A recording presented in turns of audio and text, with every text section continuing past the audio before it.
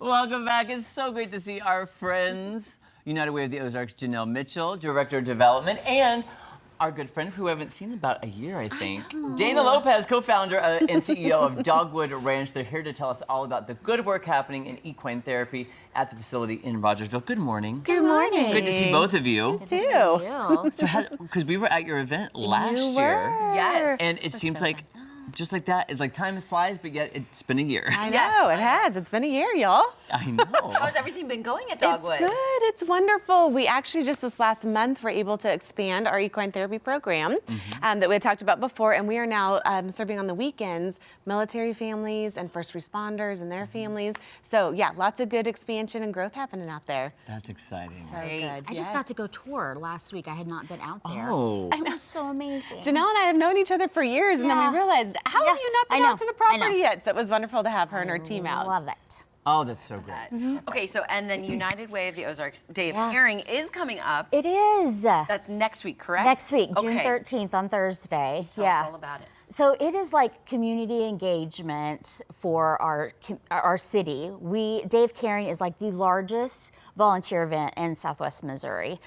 So it's where we take workplaces, businesses, and their employees who want to get plugged into our nonprofits. So any nonprofit in our area can ask for a project to be taken care of.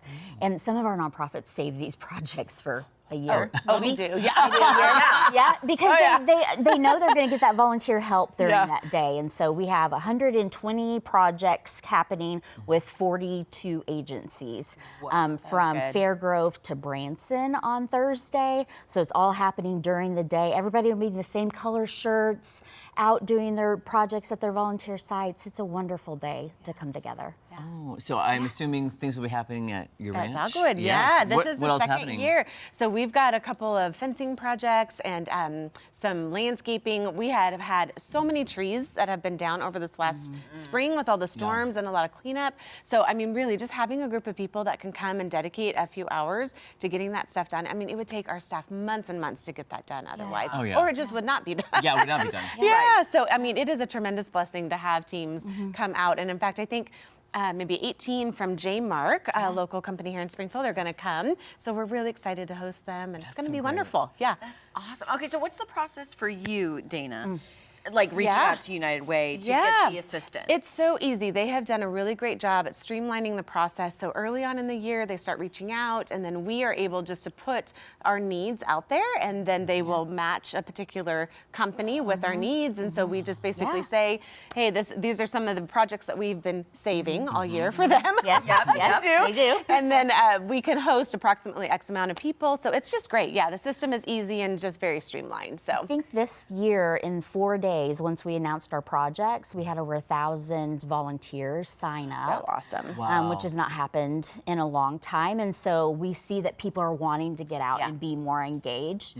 And it's just a really great opportunity and a lot of these companies are paying their employees to go out and volunteer, which is awesome. Yeah, so. I just thought of something too, Dana. I was like, we have new viewers tuning in all the time. Yeah.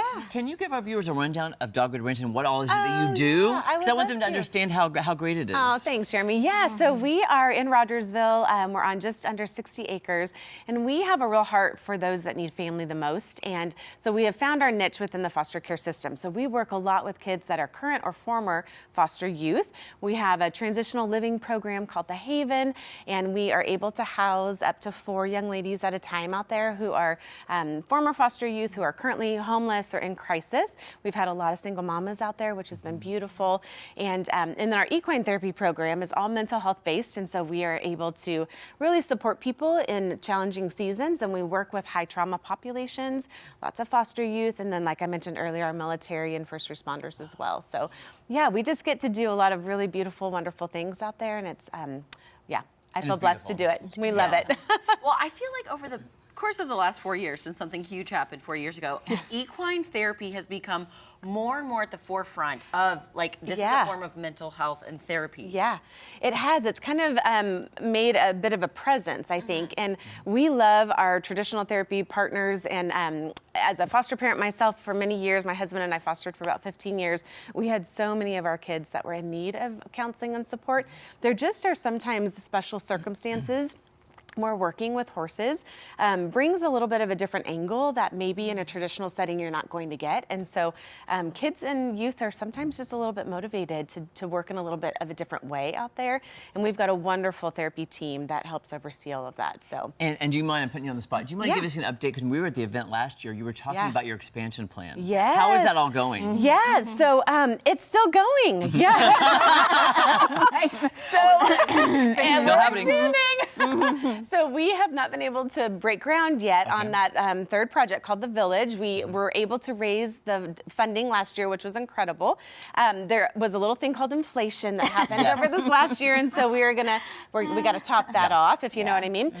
But we've been through the rezone process and working with the county, and so that just is a process. Yeah, And so we're it getting is. there, yeah. But I am Okay. very, very hopeful. Everybody cross your toes and fingers. We are This crossing summer, we're going to be able to put some shovels in the ground and get that started. That's so awesome. Yeah, thank you for asking Of about course, that. I was just curious, you know. Yeah. And if people want more beautiful out information about United Way. Yeah, United Way of the UW-Ozarks.org is where they can go to find information. And we're still taking RSVPs for our breakfast for the Day of Caring, which is from 7 to 8 a.m. at the Cardinals training facility. All right, we've been there. Good. Thank you guys so much. So good to see you.